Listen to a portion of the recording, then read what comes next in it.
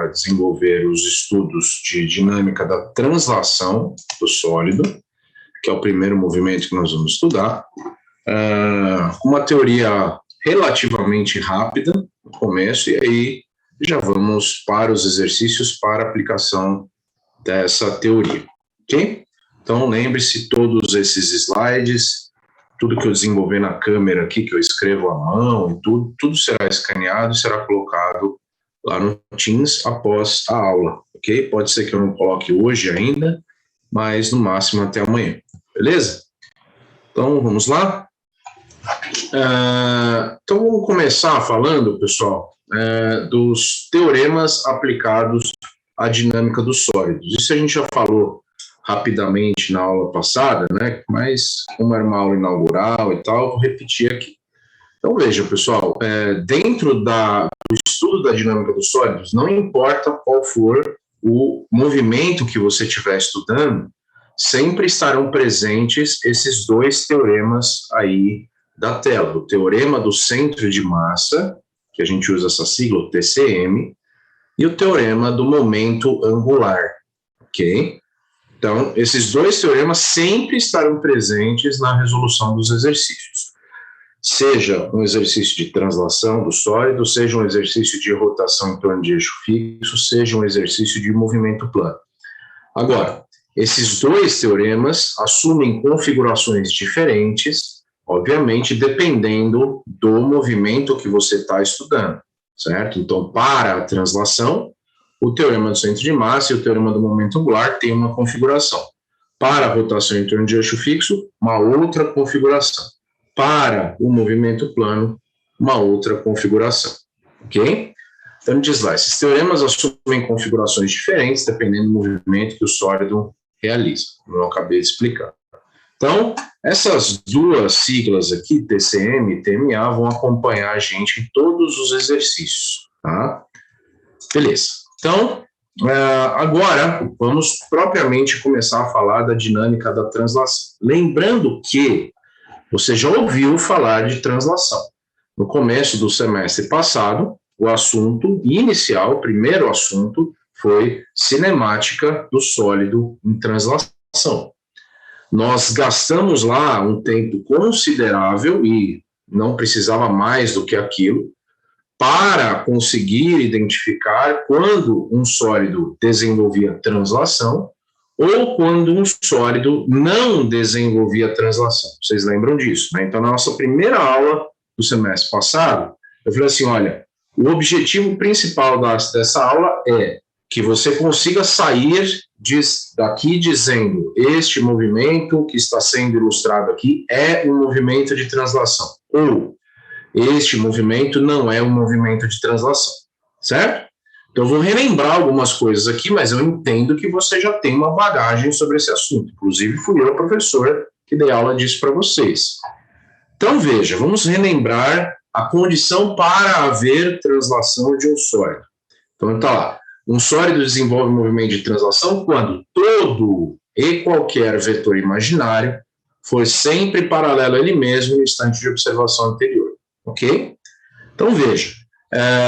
Uma outra coisa que a gente tem que lembrar, né, e que a gente desenvolveu lá através de deduções matemáticas, são as propriedades do sólido em translação. Né? Então, no sólido em translação, todos os pontos possuem a mesma velocidade, todos os pontos possuem a mesma aceleração, e aqui eu acabei suprimindo a terceira propriedade, que é a da congruência dos pontos, certo? Das trajetórias dos pontos serem congruentes, ok? Que não é tão relevante aqui no nosso estudo. Então, relembramos isso, né? Então, você precisa lembrar o que é a translação, você precisa saber quais são as condições para que um sólido desenvolva a translação, para conseguir entender o que a gente vai desenvolver daqui a pouco. Bom, então veja, o teorema do centro de massa, então agora propriamente entrando no teorema do centro de massa aplicado à translação do sólido, ok?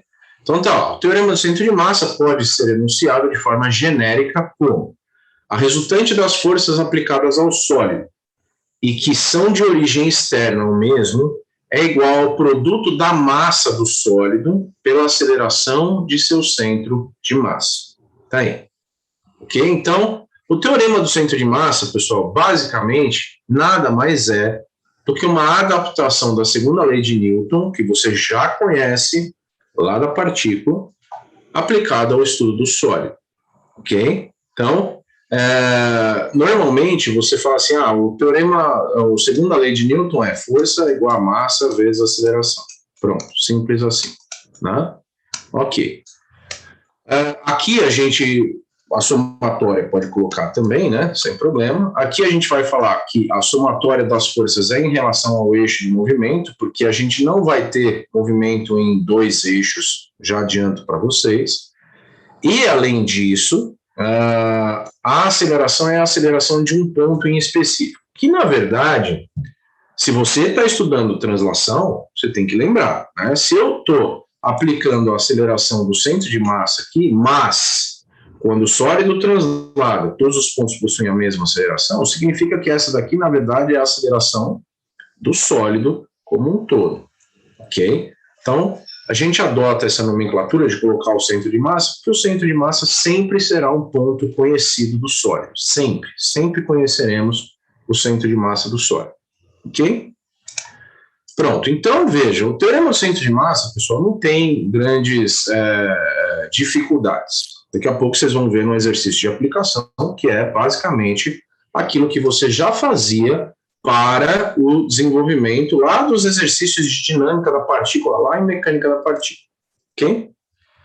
Ok, agora vamos lá. Agora, um pouco mais profundamente, né, nos nossos pensamentos, vamos deduzir juntos o teorema do momento angular aplicado à translação. Então, veja. Deduzindo o teorema do momento angular para o movimento de translação de uma maneira bem prática. Então, veja, pessoal, quando um sólido desenvolve um movimento de translação, você tem que lembrar que nenhum vetor poderá mudar a sua direção no intervalo de estudo, certo? Então, agora eu vou mudar para a minha outra câmera e vou usar um exemplo aqui na mesa para você enxergar melhor. Só um minutinho. Ok, já troquei a câmera, só preciso tirar o fundo. Pronto, beleza. Então, o meu exemplo de sólido é esse cara aqui, ó, o power bank que eu tenho aqui, que tem um formato retangular, beleza? Ok. E esse sólido está desenvolvendo um movimento de translação. Dá uma olhada aqui, ele está desenvolvendo um movimento de translação retilíneo, certo? Então, você está enxergando esse sólido, deixa eu só ver a minha câmera aqui, senão eu não vou ver onde está o... Só um minutinho.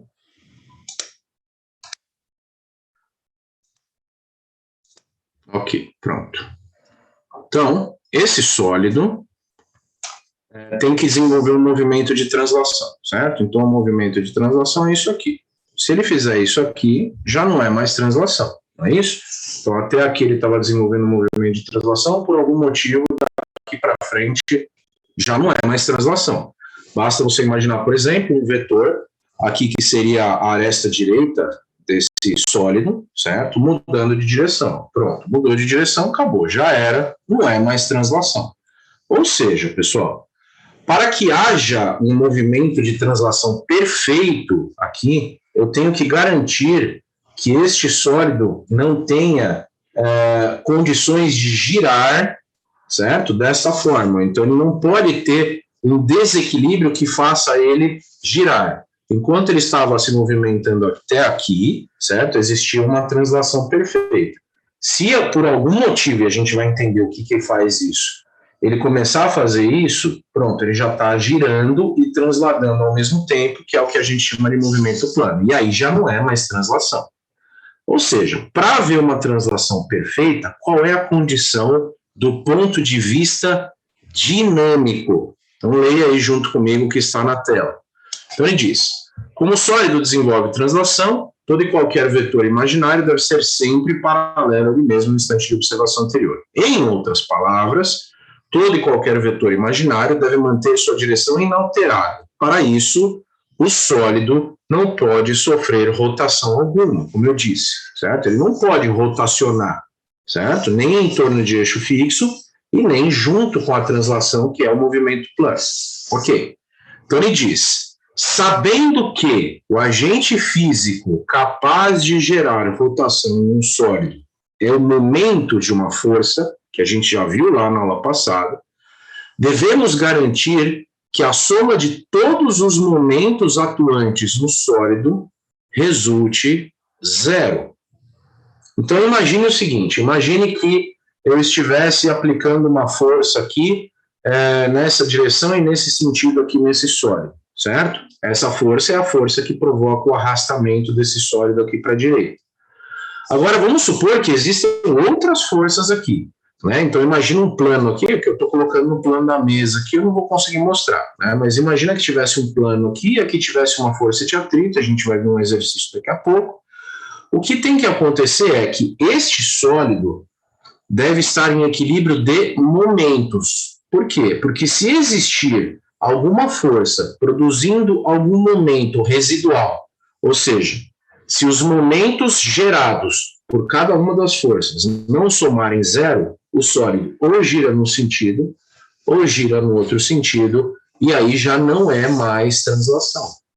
Ou seja, para você traduzir o teorema do momento angular numa fórmula, você diz que a somatória dos momentos calculados em relação a algum polo, que a gente vai adotar por padrão o centro de massa do sólido, deve ser igual a zero. Ou seja, eu somo todos os momentos atuantes no sólido igual a zero. Daqui a pouco a gente vai fazer um exercício e isso vai ficar muito mais claro, garanto. Ok? Então ele diz, se houver algum momento residual atuando no sólido, esse será capaz de gerar rotação e o sólido não estará mais em translação. Ok? Beleza?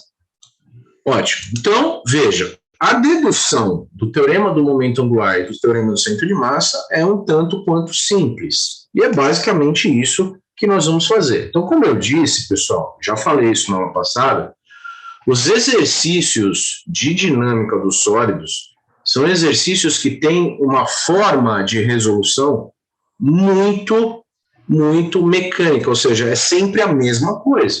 Você lê o enunciado, coloca as forças no sólido, ou seja, desenha o chamado diagrama de forças, e aí você aplica o teorema do centro de massa, o teorema do momento angular e acabou o exercício. Ok? Então, vocês vão ver que a resolução dos exercícios é sempre assim. Sempre assim. Não interessa se é translação, se é rotação em torno de eixo fixo, se é movimento plano. Sempre será esse, vamos dizer assim, o ritual, né? Para você desenvolver o exercício. Ok? Bom, então, já começamos com o exercício. Né? Então, não tem muito o que ficar falando de teoria, porque eu vou estender a teoria nos próprios exercícios, ok? Tá aí. Essa tarefa é sobre o teorema do centro de massa? Pedro perguntou. Essa tarefa que está no Teams, depois eu vou comentar, que é para entregar lá no dia 20 de setembro, ou seja, tem tempo, um mês. Essa tarefa é sobre translação, tá, Pedro? Translação. Beleza, então vamos lá, pessoal. Atenção a este exercício. Este exercício é o exercício 2.5.10 da página 49 do nosso livro de dinâmica dos sólidos, esse aqui, certo? Então esse daqui já é a capa nova desse livro. Aqui já está acertado para as páginas novas e com a numeração nova dos exercícios, que mudou um pouco em relação à última versão, tá? Então essa é a versão mais nova do livro. Então, aí está o enunciado do exercício. Então, vamos à leitura do enunciado. Então, ele diz lá, a figura ilustra um pequeno cofre de massa 100 kg, altura H, 0,7 metros, largura L, meio metro, apoiado em superfície horizontal, com coeficiente de atrito μ igual a 0,3. O cofre é acionado pela força F de 750 newtons, com linha de ação horizontal distante H minúsculo do piso. Pedem-se, letra A, a aceleração do cofre, e letra B, o intervalo de valores da altura H que não produz tombamento. Pronto. Então, veja, este é o enunciado deste exercício. Então, o que você quer que esse cofre desenvolva é um movimento de translação. Então, imagina que você vai aplicar aqui essa força F, né, nesse cofre, né, nessa posição, ó, a uma determinada altura em relação ao centro de massa, em relação ao piso, consequentemente, e você vai querer que esse cofre desenvolva um arrastamento perfeito, certo? Ou seja, esse cofre ele vai ser arrastado no piso e não vai poder fazer isso aqui. Se ele fizer isso aqui, já está em condição de tombamento, ou seja, já está quebrada a condição da translação. Então, veja que os conceitos desenvolvidos lá na primeira aula do semestre passado são muito importantes aqui. Bom, então agora, o que nós vamos fazer?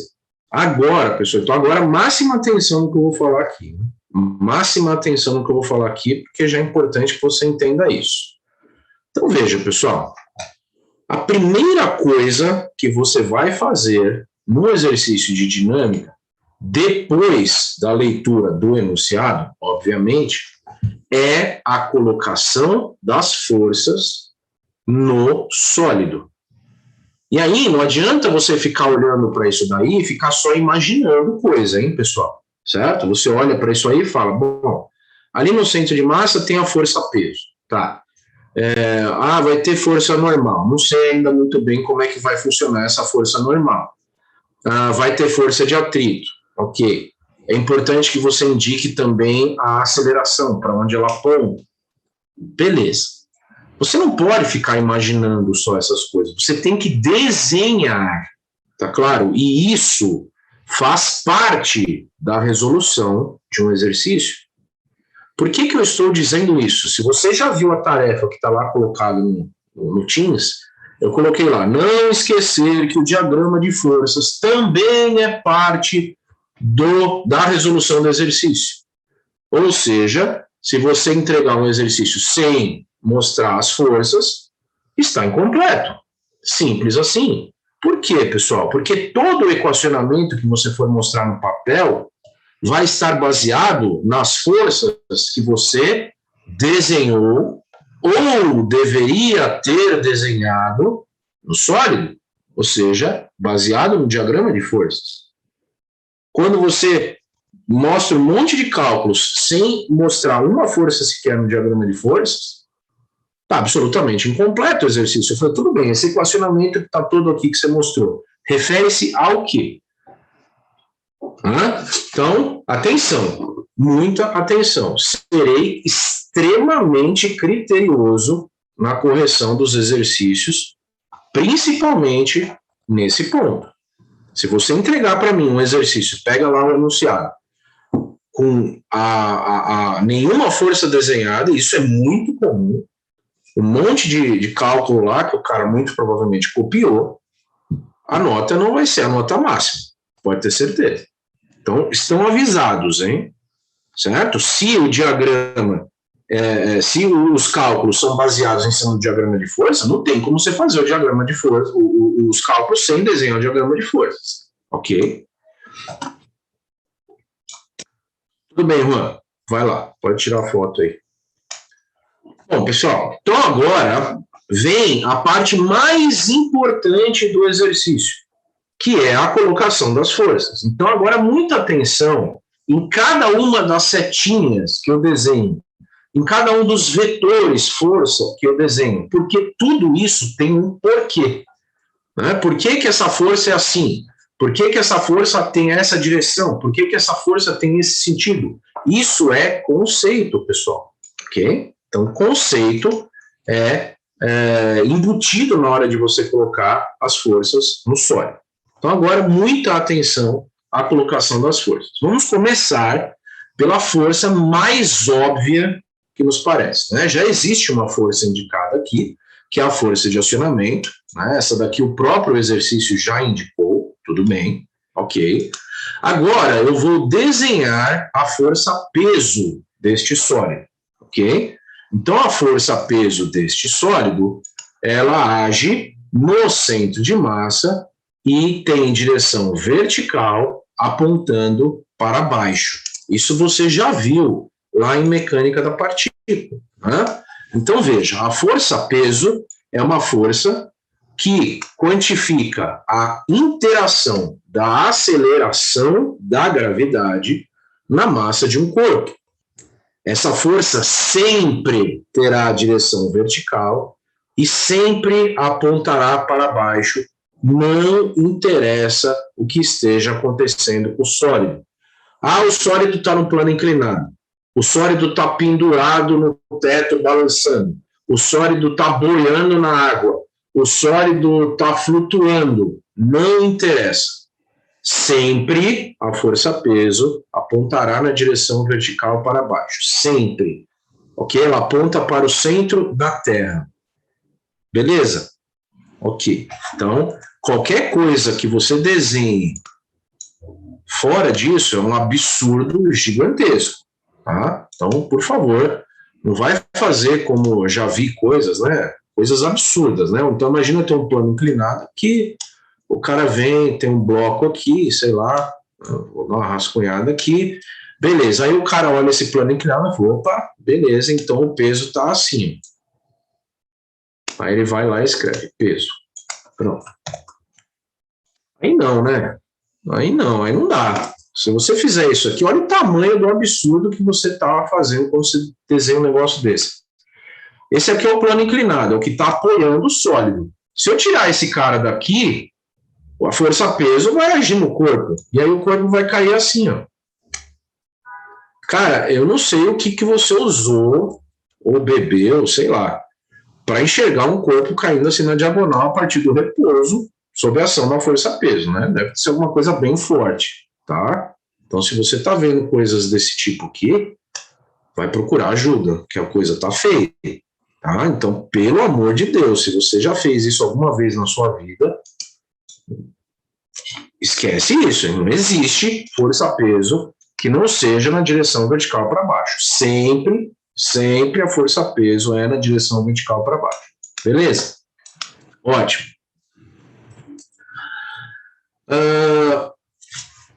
Já falo detalhes sobre a tarefa, Ivan. O Douglas perguntou, em nenhum momento a força-peso será fora do centro de massa? Não, o centro de massa é a posição onde você indica o peso. Centro de massa, centro de gravidade, baricentro, para nós é sempre a mesma coisa. Ok? Pronto, beleza. Então agora vamos falar das reações normais de apoio. Por que no plural? Porque este sólido, este cofre, está apoiado em pés, certo? Então ele não está apoiado diretamente ao piso, não é uma superfície em contato com outra superfície. Os pontos de apoio são este e este aqui. Logo, em cada um dos pontos de apoio, existirá uma reação normal do apoio, ok? Então, veja, aqui eu vou desenhar uma força, certo? Essa força vai ser a normal, que eu vou chamar de normal A, vai? E aqui, do outro lado, vai ter uma outra reação normal do apoio, que eu vou chamar de normal B. Pronto. Então, essa aqui é a normal B. E a lá da esquerda é a normal A. Beleza? Ok. Então, professor, mas essas normais são iguais? Não, não são iguais. Inclusive, você vai ver o que vai acontecer daqui a pouco. Calma, aguenta aí com as perguntas que você já vai entender. Então, veja, normal A e normal B. Pronto. Beleza? Por que existem duas normais? Porque existem dois pés do cofre, certo? Você está fazendo uma análise no plano. Professor, mas podem existir pés atrás. Sim, essa análise não será feita. Você está analisando no plano, certo? Assim como quando a gente for estudar carros, por mais que a gente saiba que os carros têm 4 rodas, a gente vai analisar a roda dianteira e a roda traseira, ou seja, uma análise em 2 dimensões, uma análise no plano. Então, existem duas normais porque existem 2 pés de apoio, ok? Beleza? O Juan perguntou, professor, a força nesse exemplo é para a direita? Como assim? Essa aqui? Sim, está desenhada aqui já, né? Ó, essa aqui é uma força que é aplicada na direção horizontal para a direita, ok? Tá aí. Pronto. Agora, atenção. O que é que está acontecendo com esse cofre? Esse cofre, pessoal, está sendo arrastado, ou seja, ele não está parado. Então, cuidado, o que nós estamos estudando aqui não é estática, o que nós estamos estudando aqui é dinâmica. Então, tudo que está sendo desenhado aqui é para um corpo que está em movimento, que até agora é só um movimento de arrastamento em cima do piso, né? Então, esse cofre está sendo arrastado em cima do piso por ação dessa força de acionamento. Logo, se esse corpo está sendo arrastado para a direita, existe aqui, então, uma aceleração que vai apontar para a direita. Professor, mas a aceleração não é força? Perfeito. A aceleração não é força. A aceleração é uma componente cinemática. Mas é importante que você desenhe também o vetor aceleração do sólido para que quando você for aplicar o teorema do centro de massa, você tenha condições de dar sinal a este vetor, a essa grandeza lá no equacionamento. Ok? Beleza, então é sempre importante mostrar a aceleração. Aqui não há condição de frenagem, então se você quisesse desenhar a velocidade e a aceleração, ela apontaria no mesmo sentido. A velocidade é irrelevante para nós. O que interessa é a aceleração, porque é ela que aparece no teorema do centro de massa. Beleza. Então, esse corpo está sendo arrastado para a direita por ação desta força aqui. Ótimo. Agora, você já aprendeu isso lá na mecânica da partícula de uma forma parecida com o que eu vou mostrar aqui para você. Quando existe um arrastamento de alguma coisa em cima de uma superfície, existe a chamada força de atrito, né? A FAT. Ok. E aqui existirão 2 forças de atrito. Uma no pé da esquerda e outra no pé da direita. Pronto.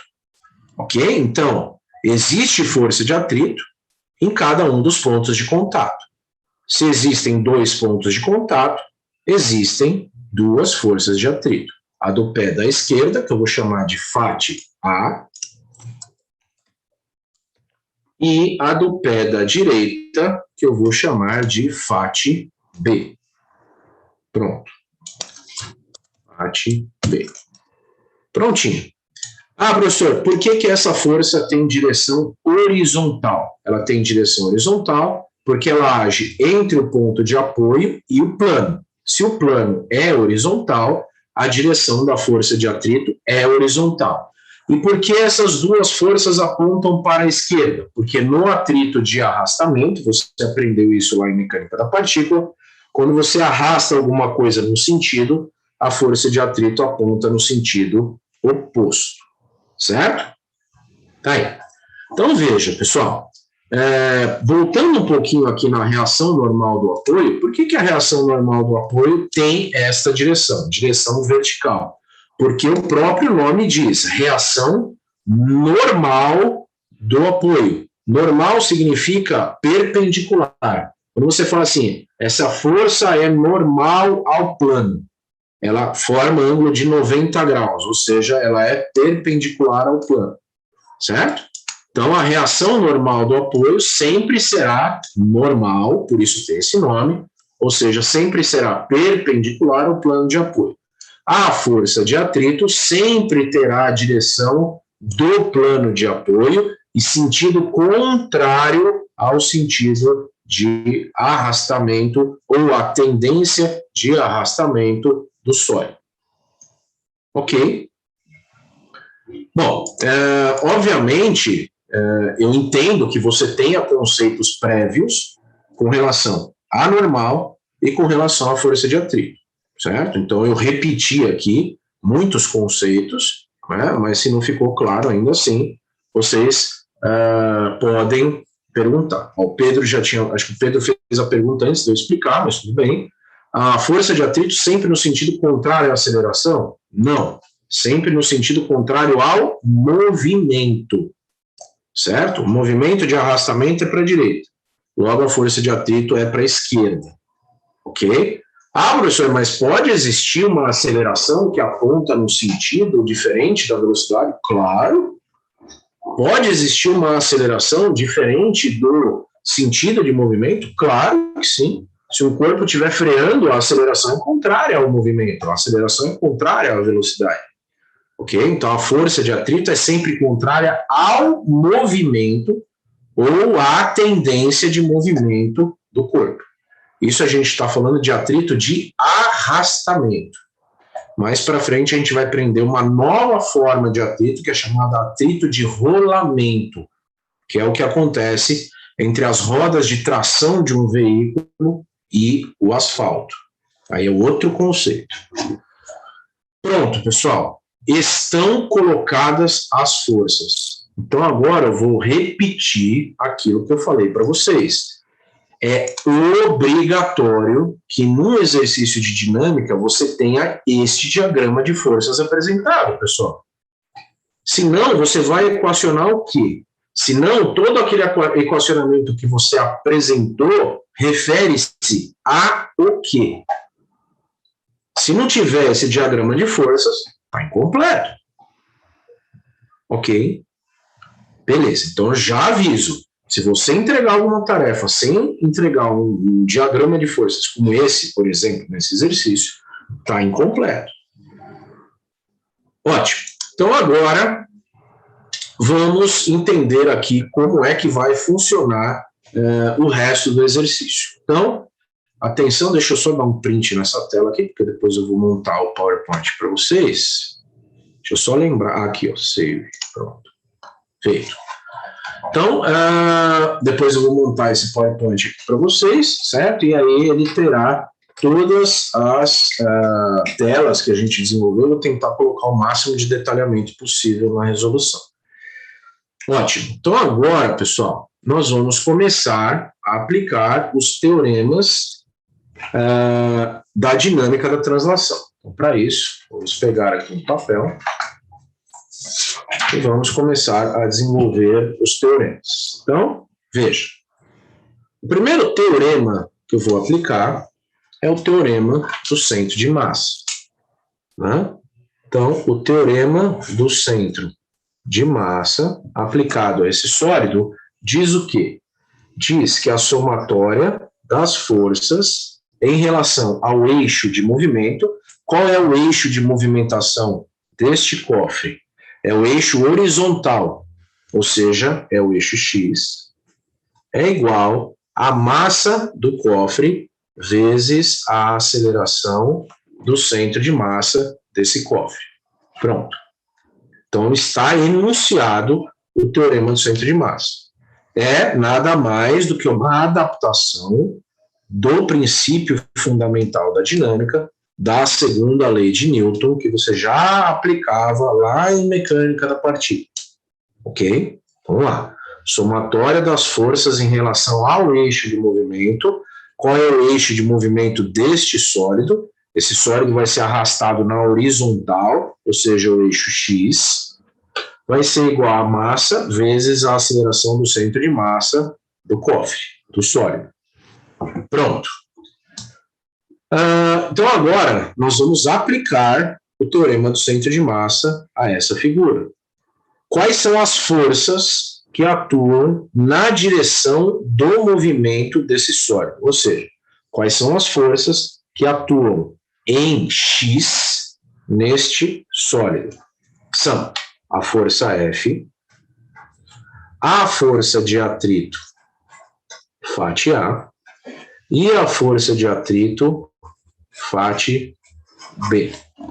Essas são as forças que atuam neste sólido na direção do eixo X. Ah, professor, mas e o peso? Mas e a normal? O peso e a normal são forças que agem na direção do eixo Y, certo? Logo, não são contabilizadas aqui. Aqui eu vou somar forças que agem no eixo de movimento. O eixo de movimento do sólido é o eixo X. Logo, essas forças são as forças que agem em X somente. Beleza? Ótimo. Agora, atenção, nós precisamos dar sinal a essas forças. Ok? Então, os sinais vão seguir este padrão aqui, ó, certo? Esta referência que aqui está. Ó, quando eu enxergo essa referência aqui, ela está dizendo para mim que tudo que aponta na direção do eixo X para a direita é positivo. Tudo que aponta na direção vertical para cima é positivo. E tudo que gira no sentido anti-horário, isso depois a gente vai ver, é positivo. Por enquanto, o que interessa é que tudo que aponta na direção do eixo X, ou seja, horizontal, para a direita, é positivo. Logo, tudo que aponta no sentido contrário é negativo. Perfeito. Então, a força F, para onde ela aponta? Vamos lá. A força F aponta para a direita. Se a força F aponta para a direita e a orientação do eixo X é positiva para a direita, essa força é positiva. Pronto. A força de atrito φA aponta para onde? A força de atrito φA aponta para a esquerda. Se ela aponta para a esquerda e a orientação do eixo X é ser positivo para a direita, o sinal dessa força é negativo. Depois, FAT-B. FAT-B, mesma coisa. A força de atrito FAT-B aponta para a esquerda, contrário à orientação do eixo X, que é para a direita. Logo, o sinal é negativo também. Isso será igual à massa do sólido vezes a aceleração do centro de massa do sólido, que também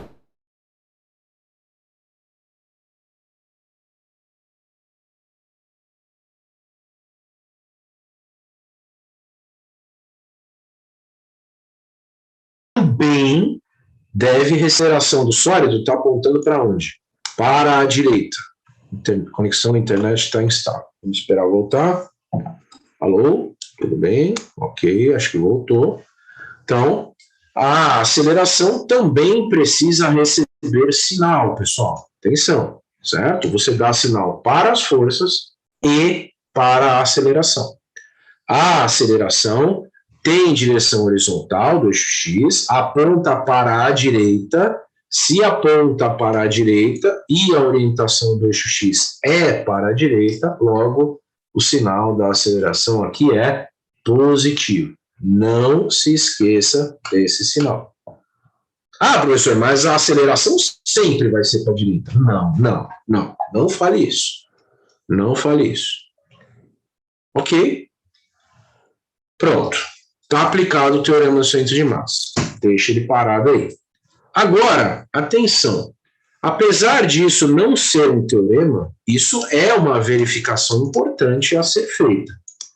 A verificação que nós devemos fazer agora é a verificação da estática em relação ao eixo Y, ou seja, do equilíbrio em relação ao eixo Y. Então, ó, equilíbrio de forças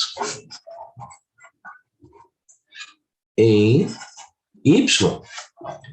Ah, professor, mas por que equilíbrio de forças em Y? Por um simples motivo. Esse cofre não está voando e nem está se enterrando no chão. Né? Esse cofre desenvolve um movimento exclusivamente horizontal. Ele não está voando e nem se enterrando no chão. Né? Logo, deve existir um equilíbrio de forças em Y que é garantido pelo seguinte cálculo. Somatória das forças em Y igual a zero.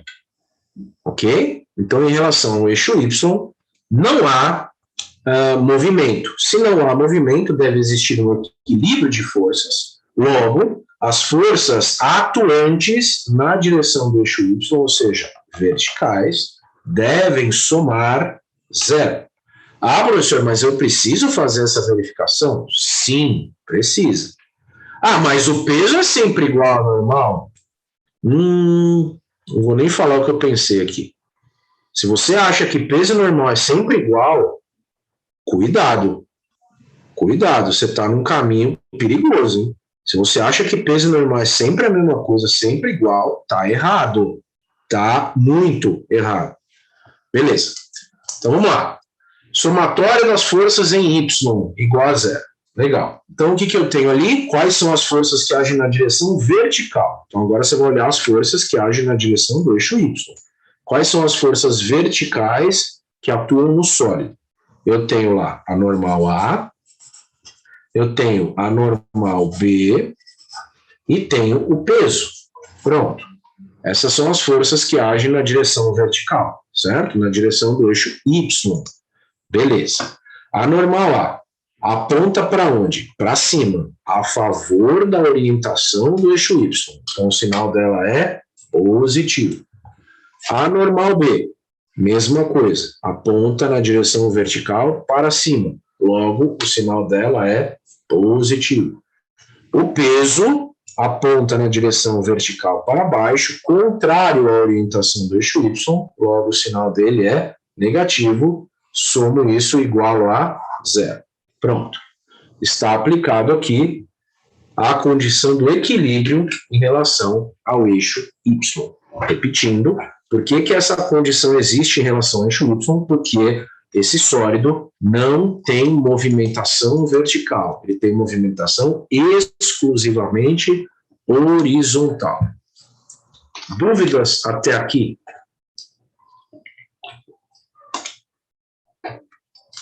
Enquanto isso, eu vou tomar um gole d'água.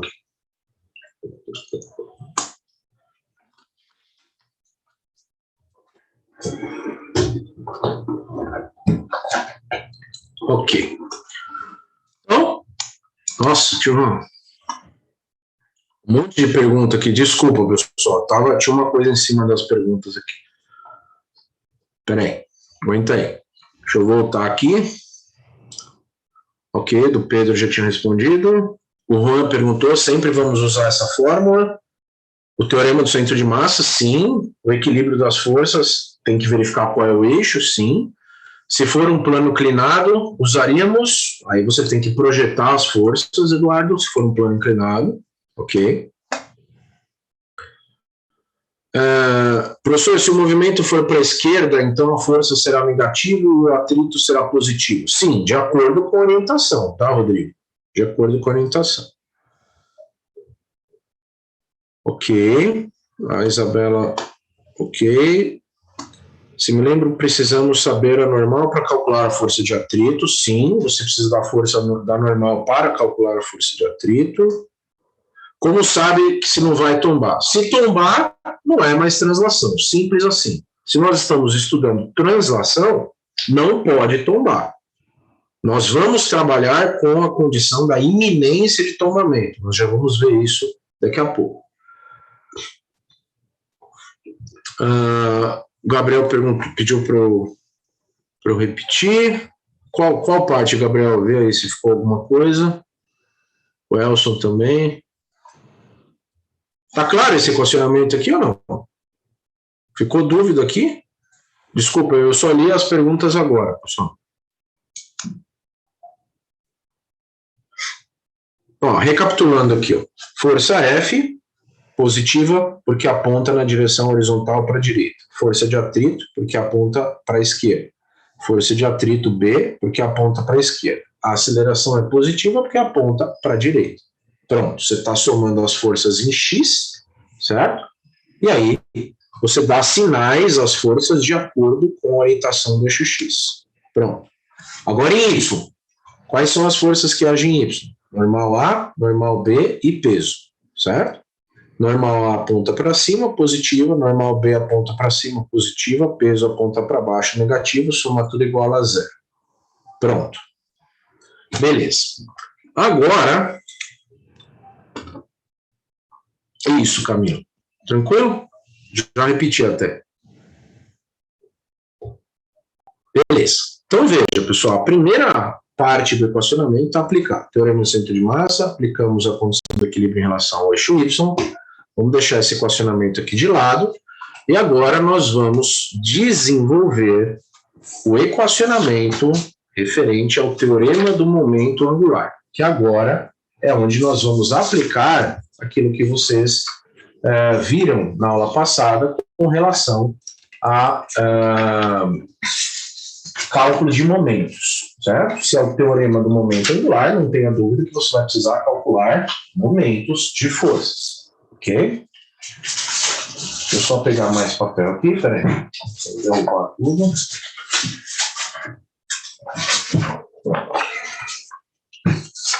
Aí. Boa. Então, bora lá. Então, agora, nós vamos aplicar o teorema do momento angular, TMA. O teorema do momento angular diz o quê? Já falamos, né? Que a somatória dos momentos calculados todos em relação ao polo centro de massa devem ser iguais a zero. Né? Então, você vai somar todos os momentos atuantes neste sólido e vai igualar a zero. Ok? Beleza. Então, agora, muita atenção aqui, pessoal. Vamos lá. Atenção no desenvolvimento. Então, veja, nós vamos desenvolver o cálculo dos momentos força a força. Ok?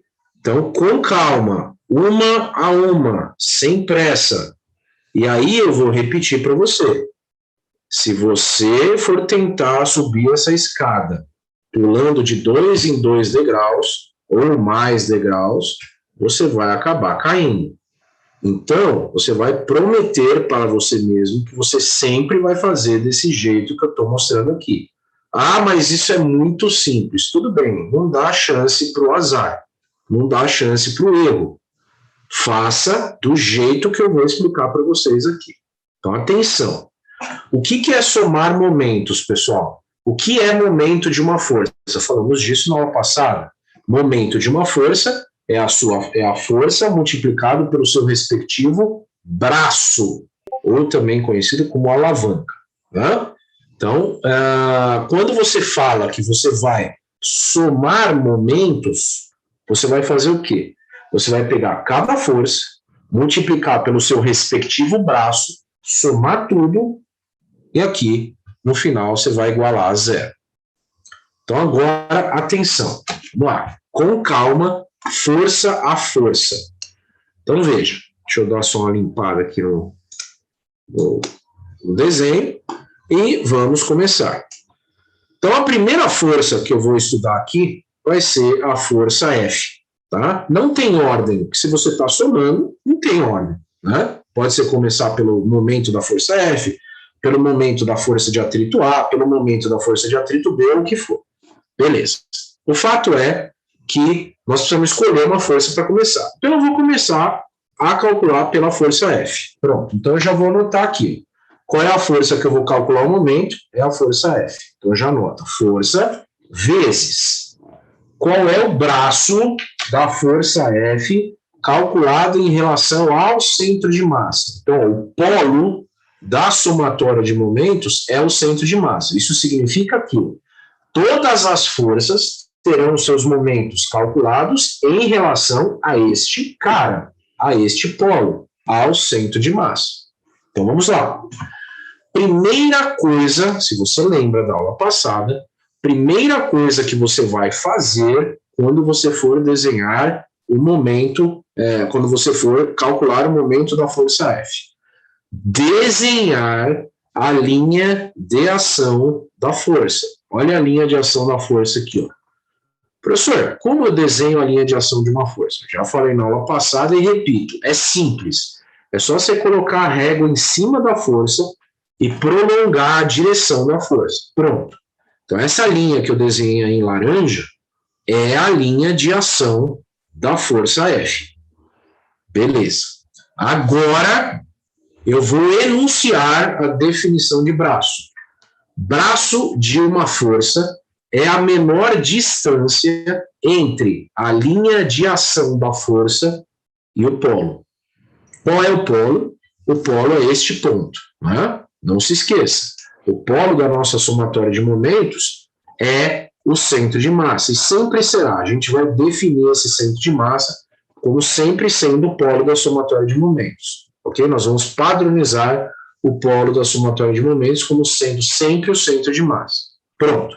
Então, agora, eu vou desenhar a menor distância entre uma reta e um ponto, certo? Então, agora, você passa uma borracha mental nesse desenho inteiro e enxerga só isso aqui, ó, uma reta e um ponto.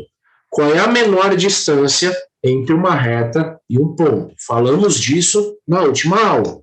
A menor distância entre um ponto e uma reta é uma reta, um segmento de reta que parte do ponto e forma ângulo de 90 graus com a reta em questão.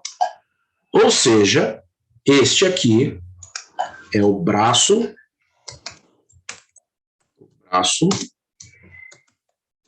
da força F. Pronto. Este segmento corresponde ao braço da força F.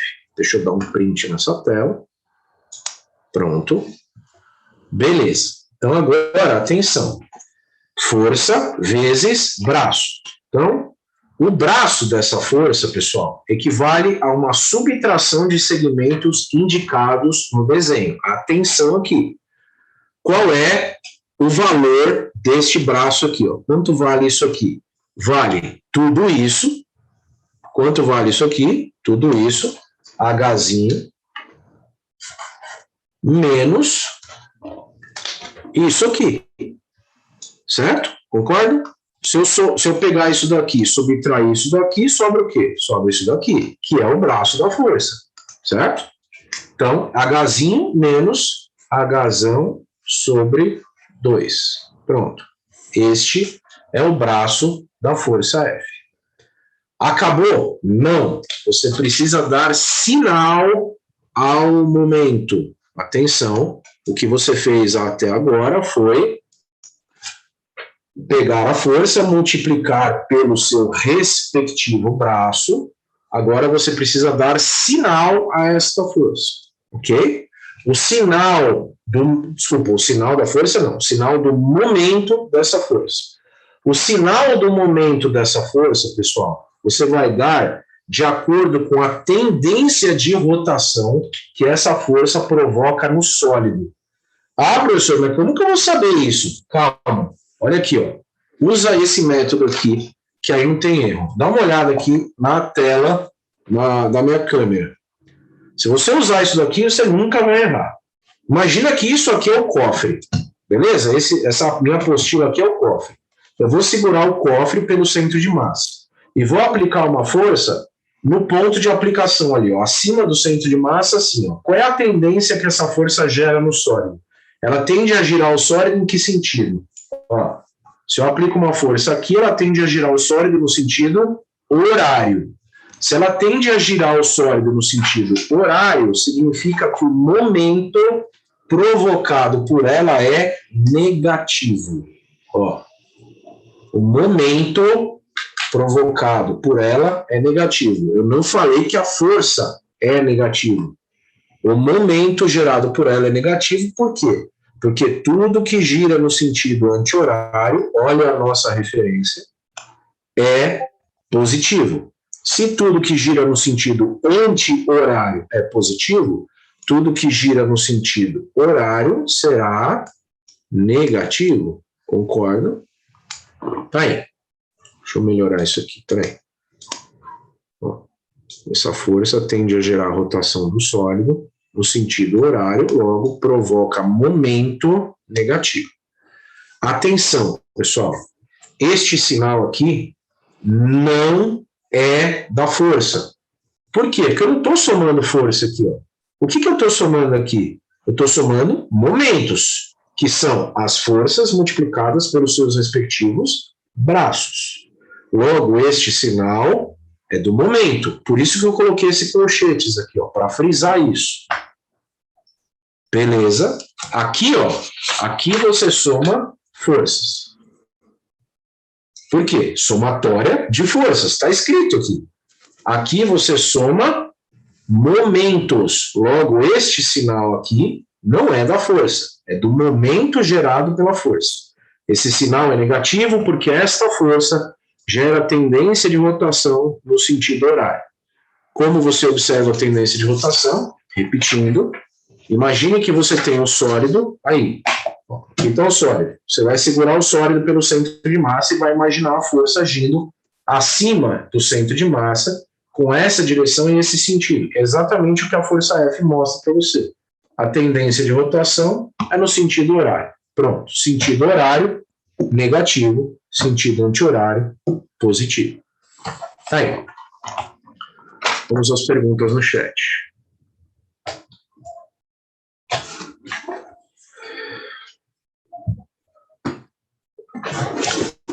Ok? Vai ser momentos no eixo X, no eixo Y ou todos juntos? Momentos em todos os eixos. Se você está somando momentos, você não vai fazer diferenciação de eixos, Ivan. Ok? Isabela entendeu? Gustavo, acho que já expliquei, não sei. Ok, já entendeu. Sinal referente à tendência de rotação, Sueli, tá? Então, o sinal é referente à tendência de rotação que a força provoca. Se a força gerar tendência de rotação, ou seja, momento no sentido horário, o momento da força é negativo. Se for no sentido anti-horário, o momento da força é positivo. Tá aí. Pronto. Então, aí está o cálculo do momento da força F. Vamos para a próxima força. Atenção. Vamos lá, agora eu vou apagar algumas coisas aqui, senão o desenho fica absolutamente impossível de mexer. Pronto, já calculei o momento da força F. Vamos escolher outra força. Vou escolher a força de atrito fatiar, por exemplo.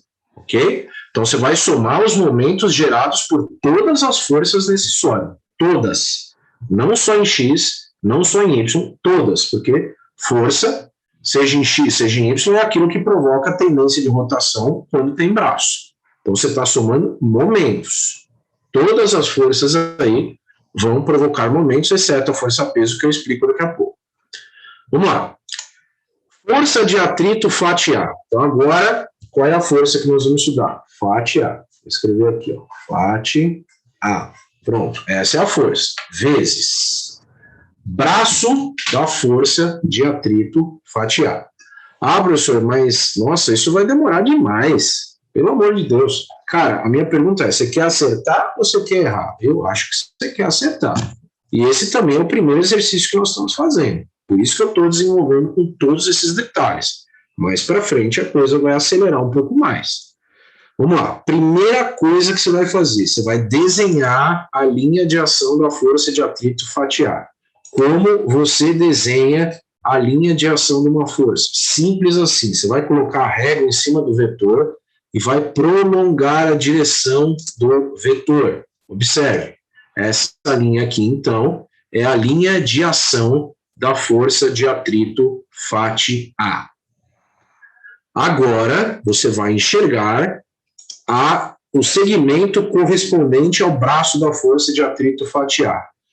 Braço de uma força é a menor distância entre a linha de ação da força e o polo, certo? Qual é a menor distância entre essa linha e esse ponto aqui?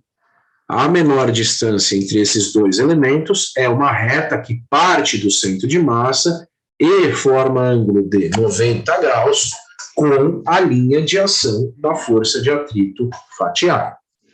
Ou seja, formando um ângulo de 90 graus aqui, este será o segmento correspondente ao braço de fatiar. O braço da força de atrito fatiar. Ok? Vou colocar em azul aqui. Pronto. Então, este segmento aqui corresponde ao braço da força de atrito fatiar. Então, observe como é que eu obtive ele, né? Ele desenha a linha de ação da força e enxerga o braço. Se você pular etapas, você muito provavelmente vai se perder e vai errar. E não é por falta de aviso meu. Força, fatiar. Braço. Quanto vale este segmento aqui? Este segmento vale H sobre 2. Pronto, H maiúsculo sobre 2. Só olhar o desenho. Falta o quê? Falta o sinal do momento. Agora, atenção. Linha de ação da força de atrito fatiar, daqui. Este é o sentido da força de atrito fatiar, né? Ó, o sentido da força de atrito fatiar é esse. Se você imaginasse essa força agindo no sólido, você teria que imaginar o seguinte, ó, eu tenho uma força aqui, né, agindo na base do cofre, e eu estou segurando o sólido pelo centro de massa. Se eu segurar o sólido pelo centro de massa e gerar uma força nessa direção, nesse sentido aqui, ó, o que ela tende a fazer? Ela tende a girar o cofre no sentido horário, não é isso? Se ela tende a girar o cofre no sentido horário, significa o quê? Significa que eu tenho um momento negativo. Aí, o momento da força de atrito fatiar será um momento negativo, porque tende a gerar rotação do sólido no sentido horário. Repito, este sinal não é da força. Este sinal é da força vezes o braço. É o sinal do momento da força de atrito. Atenção a isso, hein? Não fica olhando aqui e fala, essa força é negativa. Não é a força que é negativa. Por isso que eu coloquei o colchetes aqui, ó. Esse sinal pertence a tudo isso. A força vezes o braço, ou seja, ao momento da força. Muita atenção a isso. Pronto. Próxima força. Ah, professor, meu Deus, assim não vamos acabar esse exercício hoje. Calma, esse é o primeiro. Por isso que eu estou indo passo a passo. Depois, adianto. Vai ser um pouco mais acelerado, ok? Mas eu quero que nesse primeiro exercício você tenha isso com bastante detalhes. Boa. Vamos lá. Vou apagar algumas coisas aqui. Pronto. Beleza. Aqui, ótimo. Próxima força. Vamos pegar a normal A. Pronto. Reação normal do apoio. Normal A. Tá aí. A reação normal do apoio tem que linha de ação? Vamos anotar aqui. Agora eu estou calculando o momento da normal A. Pronto. Então, a normal A vezes o braço da normal A. Vamos enxergar o braço da normal A. Para enxergar o braço da normal A, por mais simples que pareça, você vai desenhar a linha de ação da força. Se você pular a etapa aqui, você vai errar. Não vai ser por falta de aviso. Pronto, essa linha azul que você está enxergando aqui é a linha de ação da reação normal do apoio. Aí. Braço da normal A. Qual é a menor distância entre esta reta aqui e este ponto? Então agora você passa uma borracha mental e enxerga uma reta e um ponto aqui. É isso que você precisa enxergar nesse momento. Qual é a menor distância entre esses dois elementos geométricos? Esta reta e este ponto. A menor distância entre essa reta e esse ponto é um segmento de reta que parte do ponto e forma um ângulo de 90 graus com a linha de ação da força. Pronto. Esta é a menor distância entre a linha de ação da reação normal A e o centro de massa. Ou seja, esse é o segmento que corresponde ao braço da normal A. Pronto. Esse é o braço da normal A. Quanto vale o braço da normal A? Olha o desenho. Vale L sobre 2. Certo? Olha aqui. L sobre 2. Esse segmento aqui, ó. Essa distância aqui vale L sobre 2. Pronto, simples assim. Tá aí. Sinal do momento da normal A.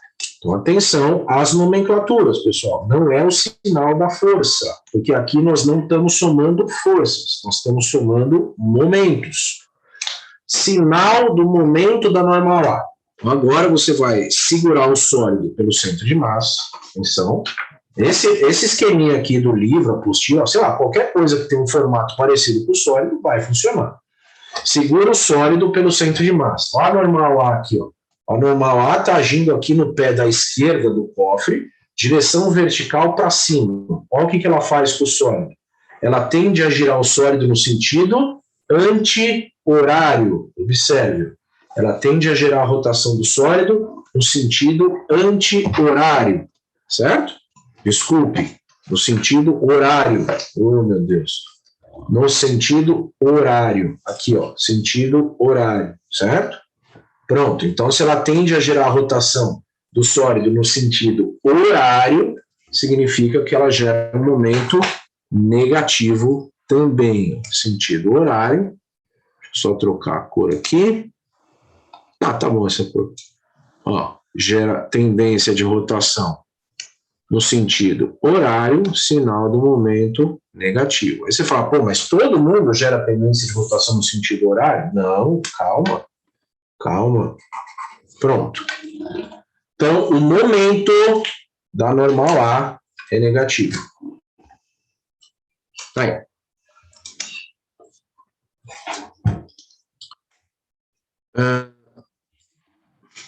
E não colocar o sinal do fatiar, que seria negativo. Não entendi a sua pergunta, Ivan. Não sei se já está esclarecido. Acho que já. Bom, tá aí. Tá faltando força ainda, né? Tem mais 3 forças. O peso, a normal B e a FAT B. Calma, relaxa. Que horas são? Deixa eu ver que horas são aqui, peraí. Dá uma respirada aí. Já falta... Tá, vamos terminar a somatória dos momentos e aí a gente faz o intervalo, tá bom? Peraí que eu me enrosquei aqui na cadeira. Aqui. Pronto. Beleza. Pronto, então, bora lá. Isso, peso gera momento nulo. Exatamente. A gente já chega lá. Próxima força. Vamos lá. Força de atrito FAT B. Pronto, eu já vou anotar aqui. FAT B vezes. Então a força é essa. Agora, beleza. Vamos sumir com algumas coisas aqui. Pronto. Voltamos à condição original. Então agora, de novo, linha de ação da força de atrito FAT B. Aí você vai olhar e vai falar, ué, mas é a mesma linha de ação da força de atrito FAT A? Sim, porque as duas são horizontais. Não é isso? Então a força de atrito FAT A e a força de atrito FAT B possuem a mesma linha de ação. Se elas possuem a mesma linha de ação, nada mais correto dizer que elas também possuem o mesmo braço, certo? Afinal, se a linha de ação é a mesma, significa que o braço será o mesmo. Então, só para ficar claro, vamos desenhar o braço. Pronto, esse aqui é o braço da FAT B. Pronto. Aqui, então, braço, FAT B. Pronto. Beleza. Fechou. Então, o braço da força de atrito FAT B vale quanto? Vale H sobre 2 também. H sobre 2 também. E o momento gerado por essa força de atrito será positivo ou negativo? Vamos observar. A tendência de rotação que essa força de atrito FAT B gera no sólido é no sentido horário. Se ela gera tendência de rotação do sólido no sentido horário, o momento também é negativo. Professor, não entendi esse sinal. Vamos lá. Segura o sólido pelo centro de massa e imagina uma força agindo aqui na direção e no sentido igual à força de atrito FAT B. A força de atrito FAT B tem direção horizontal e aponta para a esquerda. Olha ela aqui. Qual é a tendência de rotação que ela gera no sólido? Sentido horário. Se ela gera tendência de rotação no sentido horário, o sinal do momento é negativo também. Pronto. Aí. Beleza. Tá acabando. Relaxa. Normal B. Força normal B. Reação normal B. Como já fizemos a normal A, precisa fazer a normal B? Precisa fazer a normal B também. São duas forças diferentes. Tá? O Marcos Vinícius perguntou, FAT sobre 2... Não, a força de atrito FAT A e a força de atrito FAT B são diferentes, Marcos. Então você não pode pegar e elevar ao quadrado. Tá? O Douglas pediu para repetir o sentido de rotação, é isso, Douglas? Ou tá o quê?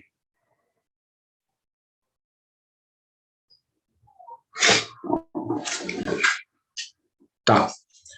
Vamos lá. Força de atrito, tá aqui.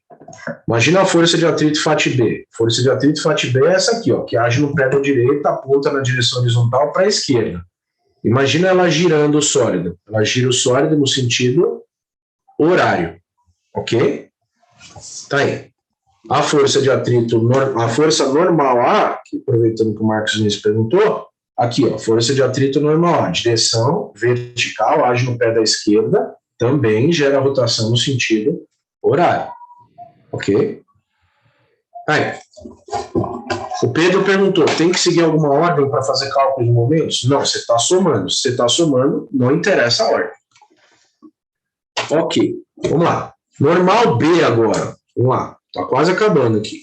Normal B vezes. Normal B é a força. Então, vamos lá. Deixa eu só dar um print aqui e apagar isso tudo. Pronto. Pronto. Tá aqui. Normal B é a força, linha de ação da normal B. Pessoal, é sempre esse ritual. Desenha a linha de ação da força e enxerga o braço. Se você pular etapas, você vai errar. Não pule etapas.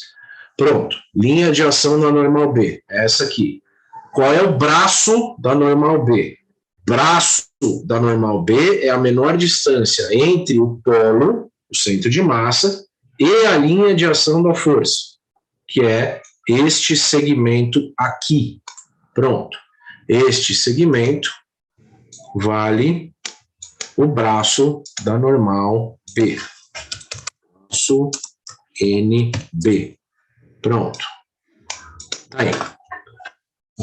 Então, vale L sobre 2. Tá aí. Esse é o momento gerado pela normal B. Sinal desse momento. Atenção. Sinal desse momento será, finalmente, um momento positivo. Atenção. Ó. Essa força provoca a tendência de rotação do sólido no sentido anti-horário. Logo, gera momento positivo. Olha aqui. Aqui está o sólido. Aqui está o cofre centro de massa. Olha a normal B aqui. Ó. Normal B, direção vertical, apontando para cima no pé da direita. Aqui. Tendência de rotação no sentido anti-horário. Sinal do momento positivo. Pronto. Então, o momento da normal B é positivo. Ok? Isso, Juan. Perfeito. Isso, Isabela. Tá aí. Para fechar, atenção, essa aqui eu vou fazer, essa explicação eu vou fazer só nesse primeiro exercício, tá, pessoal? Então, peraí, salva. Para fechar, falta uma força. Falta a força peso, certo? Vamos lá, peso é a força. Peso vezes braço da força peso. Atenção. Linha de ação da força peso. Desenhe, não tenha preguiça. Linha de ação da força peso. Olha a linha de ação da força peso aí. Bom, aí nós caímos numa situação que nós já vimos lá na aula passada, quando eu expliquei para vocês o conceito de momento de uma força. A linha de ação da força peso está passando pelo polo. Se a linha de ação da força peso está passando pelo polo, significa que o braço da força peso é zero, certo? O braço da força-peso é zero, logo, o momento gerado por essa força, eu posso colocar positivo ou negativo, tanto faz, porque vai ser zero, né? Logo, o momento vale zero, né? Então, vou escrever aqui uma observação. Braço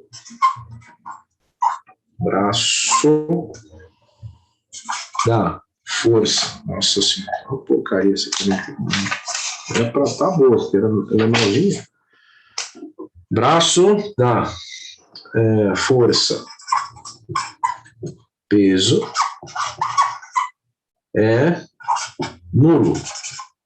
Nulo. Depois eu arrumo isso aqui melhor, tá? Na hora que eu for escanear. Pronto. Braço da força-peso é nulo.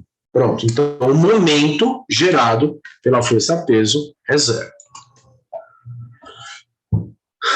Normal B é L sobre 2. O braço da normal B é L sobre 2. Sim. O braço da normal B é L sobre 2. É só olhar aí, Douglas. Ó, linha de ação da normal B está aqui, ó. Qual é o braço? O braço é esse segmento. Quanto vale esse segmento?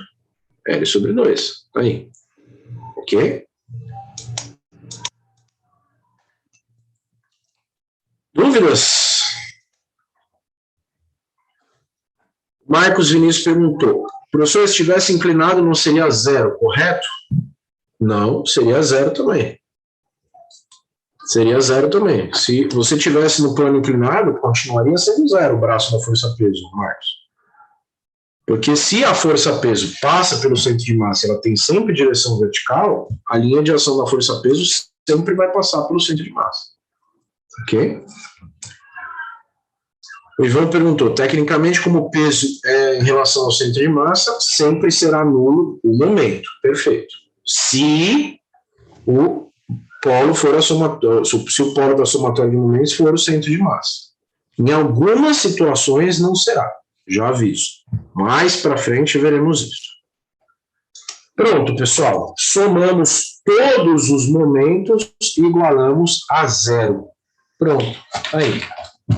Momento da força F, momento da força de atrito FAT A, momento da normal A, momento da força de atrito FAT B, momento da normal B e momento do peso. Somamos tudo, igualamos a zero. Está aplicado o teorema do momento angular. Atenção, repito, força vezes braço da força. Esse sinal não é da força. Esse sinal é do momento da força. Esse sinal é do momento, esse sinal é do momento, esse aqui é do zero, tudo bem. Estes sinais que aqui estavam, estes sinais são das forças, porque aqui eu somo forças. Esse sinal é da força F, esse sinal é da força de atrito, esse sinal é da FAT B. Ok. Bom, vamos fazer um intervalo. O peso fica positivo, porque eu coloquei positivo aqui, porque na verdade é zero, né, Eduardo? Tá? É zero, não tem momento aí. Eu só coloquei mais aqui para não ficar um negócio perdido, tá? Vamos fazer um intervalo. Retornamos às 8h50. Beleza? 8h50. Retornamos na outra sala. Minha sugestão é que você já abra a sala, já deixe aberto, para que às 8h50 você já esteja na sala. Beleza? Até daqui a pouquinho. Falou.